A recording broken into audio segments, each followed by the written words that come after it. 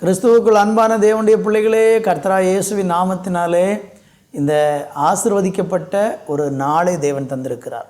உண்மையாகவே ஆண்டவர் கொடுக்காமல் ஒரு நாளை நம்ம அனுபவிக்க முடியாது.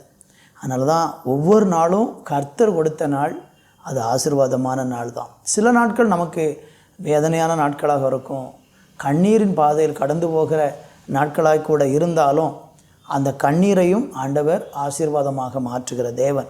நமக்கு எல்லாருக்கும் சந்தோஷம் உண்டாக்கக்கூடிய ஒரு பாடலை பாடப்போகிறோம். கர்த்தருக்குள் களிகூர்ந்து மகிழ்கிறேன், கவலைகளை மறந்து துதிக்கிறேன் என்கிற ஒரு பாடலை எல்லாரும் சேர்ந்து பாடுவோம். எல்லாருக்கும் தெரிந்த பாடல். கர்த்தருக்குள் களிகூர்ந்து மகிழ்கிறேன், கவலைகளை மறந்து துதிக்கிறேன், ஆர்ப்பரித்து ஆரவார பலிதனையே அப்பாவுக்கு ஆனந்தமாய் செலுத்துகிறேன். ஆர்ப்பரித்து ஆரவார பலிதனையே அப்பாவுக்கு ஆனந்தமாய் செலுத்துகிறேன். ஆனந்த பலி, ஆனந்த பலி அப்பாவுக்கு, அப்பாவுக்கு ஆனந்த பலி, ஆனந்த பலி அப்பாவுக்கு, அப்பாவுக்கு. கர்த்தருக்குள் களிகூர்ந்து மகிழ்கிறேன், கவலைகளை மறந்து துதிக்கிறேன். கர்த்தருக்குள் களிகூர்ந்து மகிழ்கிறேன், கவலைகளை மறந்து துதிக்கிறேன். ஆர்ப்பரித்து ஆரவார பலிதனையே அப்பாவுக்கு ஆனந்தமாய் செலுத்துகிறேன். ஆர்ப்பரித்து ஆரவார பலிதனையே அப்பாவுக்கு ஆனந்தமாய் செலுத்துகிறேன். நேசக்கொடி என் மேலே பறக்குதையா, நேசக்கொடி என் மேலே பறக்குதையா, என் நேசருக்காய் பணி செய்ய துடிக்குதையா, என் நேசருக்காய் பணி செய்ய துடிக்குதையா. கர்த்தருக்குள் களிகூர்ந்து மகிழ்கிறேன், கவலைகளை மறந்து துதிக்கிறேன். ஆர்ப்பரித்து ஆரவார பலிதனையே அப்பாவுக்கு ஆனந்தமாய் செலுத்துகிறேன். ஆர்ப்பரித்து ஆரவார பலிதனையே அப்பாவுக்கு ஆனந்தமாய் செலுத்துகிறேன். ஆனந்த பலி, ஆனந்த பலி அப்பாவுக்கு, அப்பாவுக்கு ஆனந்த பலி, ஆனந்த பலி அப்பாவுக்கு, அப்பாவுக்கு. கர்த்தருக்குள் களிகூர்ந்து மகிழ்கிறேன், கவலைகளை மறந்து துதிக்கிறேன். ஆர்ப்பரித்து ஆரவார பலிதனையே அப்பாவுக்கு ஆனந்தமாய் செலுத்துகிறேன். ஆர்ப்பரித்து ஆரவார பலிதனையே அப்பாவுக்கு ஆனந்தமாய் செலுத்துகிறேன். ஆண்டவரே, உமக்கு நன்றி. ஆர்ப்பரித்து ஆரவார பலிகளை உமக்கு நாங்கள் செலுத்துகிறோம். கர்த்தருக்குள் களிகூர்ந்து மகிழ்கிற அந்த பாக்கியத்தை எங்களுக்கு தந்திருக்கிறீங்க. கவலைகளெல்லாம் மறந்து ஒவ்வொரு நாளும் ஆண்டவரை துதிக்க எங்களுக்கு கிருபை தாரும். ஆசீர்வதி இயேசுவின் நாமத்தின் பிதாவே, ஆமென், ஆமென். அன்பான தேவனுடைய பிள்ளைகளை, இன்றைக்கு நாம் வாசிக்கும்படியாக பிரசங்கியின் புஸ்தகம் 8ஆம் அதிகாரம் அதனுடைய 12, 13 ஆகிய 2 வசனங்களை வாசிக்கிறேன்.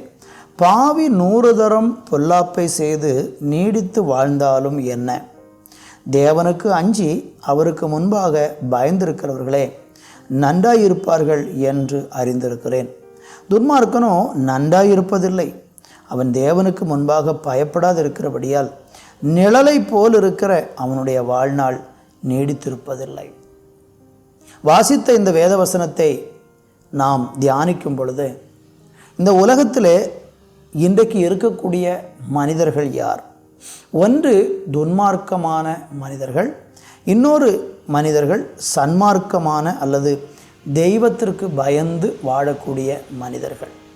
இந்த தெய்வத்துக்கு பயந்து வாழ்ந்திருக்கிற மனிதர்கள் தான் நன்றாக இருப்பார்கள் என்றும், பாவி 100 தரம் பொல்லாப்பை செய்து அவன் நீடித்திருந்தாலும் என்ன அப்படின்னு ஆண்டவர் கேட்குறார். பாருங்கள், இன்றைக்கு உலகத்தில் குடித்து வெறித்து பலவிதமான அருவருப்பான பாவங்களை செய்கிறவங்க நன்றாக இருக்கிறது போல தெரியும். அங்கே சொல்லப்பட்டிருக்கு 100 தரம் பொல்லாப்பு செஞ்சதுக்கு அப்புறமும் அவன் நீடித்திருக்கிறான். அப்படி நீடித்து இருக்கிறதுனால என்ன பயன் அப்படின்னு ஆண்டவர் கேட்குறார்.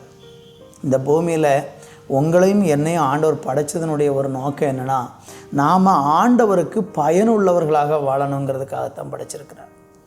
நீங்களும் நானும் செய்யக்கூடிய செய்கைகளின் மூலமாக தேவனுடைய இருதயம் துக்கப்படாதபடிக்கும் இந்த உலகத்தில் நம்மளை போன்று வாழக்கூடிய மற்ற மனிதர்களுக்கு நம்ம வேதனை உண்டாக்கி அவர்களை அழச் செய்து துக்கப்படுத்தி கலகத்துக்கு காரணக்காரர்களாக நம்ம இருப்போம் என்றால் இந்த உலகத்தில் நம்ம வாழ்வதில் அர்த்தமே இல்லை. இந்த உலகத்தில் நாம் வாழும்போது கடவுளை சந்தோஷப்படுத்தி நம்மோடு கூட வாழக்கூடிய பிற மனிதர்களுக்கும் சந்தோஷம் உண்டாக்கும் வண்ணமாக மற்றவர்களுக்கு நன்மை செய்து வாழக்கூடிய ஒரு வாழ்வைத்தான் கடவுள் விரும்புகிறார். அவருடைய வழிகளில் நடந்தால் மாத்திரம்தான் அவர்கள் நன்றாக இருப்பார்கள் என்று வேதம் சொல்லுகிறார். நீங்கள் ஒருவேளை இந்த வார்த்தையை உங்களுக்கு ஏற்றுக்கொள்வதற்கு கொஞ்சம் கடினமாக தெரியலாம். நீங்கள் நினைப்பீங்க, எத்தனையோ கொள்ளையடித்து ஏமாற்றி அரசியல்வாதிகள், பணக்காரர்கள், செல்வந்தர்கள் எல்லாம் ஏழைகளை ஒடுக்கி அவங்கெல்லாம் மாளிகை கட்டி நல்லா இருக்கிறாங்க, நம்ம உண்மையாக இருக்கிறோம், ஒரு நாளும் முன்னேற்றமே இல்லையே அப்படின்னு நீங்கள் ஒருவேளை யோசித்து கொண்டு இருக்கலாம். ஆனால் ஒரு நாள் வருகிறது, தேவன் துன்மார்க்கனையும் சன்மார்க்கனையும் நியாயம் தீர்க்கிற ஒரு நாள் வருகிறது. இந்த உலகத்தில் நம்ம வாழும்போது காண்கிற காரியம் அல்ல வாழ்க்கை என்பது. இந்த உலகத்தில் வாழ்வது ஒரு நிழல். இந்த வாழ்வின் பொருள் மரணத்திற்கு பிறகு நடக்கும். இந்த பூமியில் நீங்களும் நானும் உத்தமமாக கடவுளை பின்பற்றி உண்மையாய் வாழ்ந்தால் மரணத்துக்கு பிறகு நாம் நித்திய வாழ்விலே நன்றாயிருப்போம் என்பதுதான் வேதம் சொல்லுகிற போதனை. ஆதலால் துன்மார்க்கனோ நன்றாயிருப்பதில்லை, அவன் தேவனுக்கு முன்பாக பயப்படாதிருக்கிறபடியால் நிழலை போல் இருக்கிற அவனுடைய வாழ்நாள் நீடித்திருப்பதில்லைங்கிறார். அவன் சடுதியில் இந்த உலகத்தை விட்டும் போய்விடுவான், நித்தியத்தில் ஆக்கினையிலும் போய் சென்றடைவான். எனவே இந்த உலகத்தில் நாம் வாழும்போது நாம் தேவனுக்கு அஞ்சி அவருக்கு முன்பாக பயந்து வாழணும்னு கர்த்தர் விரும்புகிறார். நீங்கள் தேவனுக்கு பயப்படுறீங்களா? அவருக்கு முன்பாக நீங்கள் அஞ்சி நடக்கிறீங்களா? அவருக்கு முன்பாக பயந்து நடக்கிறீங்களான்னு யோசித்து பாருங்கள். ஒருவேளை ஒரு தெய்வ பயம் இல்லாத வாழ்க்கை வாழ்ந்து கொண்டு நீங்கள் கடவுளுக்கும் பிரயோஜனம் இல்லாமல் மனுஷனுக்கும் பிரயோஜனம் இல்லாமல் வாழ்கிறீங்கன்னா இன்றைக்கி இயேசு அண்டைக்கு வாங்க. உங்கள் இருதயத்தை கர்த்தர் மறுரூபப்படுத்தி உங்களை கடவுளுக்கும் மனிதனுக்கும் பயனுள்ளவர்களாக மாற்றி ஆசீர்வதிப்பார். அதற்காக உங்களை அர்ப்பணியுங்கள். கர்த்தர் உங்களை ஆசீர்வதிப்பாராக. நல்ல தகப்பனே, எங்களை கடவுளே ஆண்டவரே உமக்கு பயந்து உமக்கு அஞ்சி உம்முடைய வழிகளில் நடக்கிறவர்களாய் எங்களை மாற்றும். எங்கள் வாழ்வில் தேவனுக்கு துக்கமுண்டாக்கக்கூடிய துன்மார்க்க செயல்கள் எதுவிருந்தாலும் அதை ஒவ்வொருவருடைய வாழ்க்கையை விட்டு எடுத்து போட்டு தெய்வத்துக்கு பயந்து ஜீவிக்கிற ஒரு ஜீவியத்தை தந்தருளுவீராக என்று ஜெபிக்கிறோம்.